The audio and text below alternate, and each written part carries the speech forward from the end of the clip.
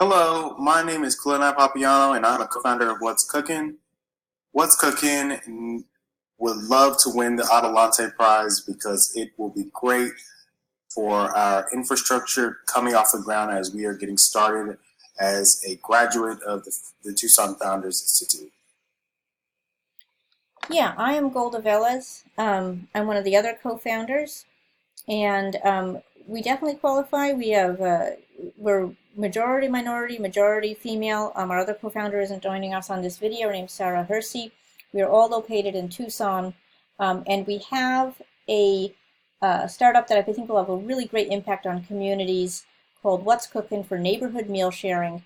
And if we get this money, we'll be able to finish this app. We'll be able to onboard people into it and create a really high quality experience for communities, market it to people, and have sustainable operations. Most of our team is working for equity, so we can really leverage the money that we do get to polish this app off. Thank you very much.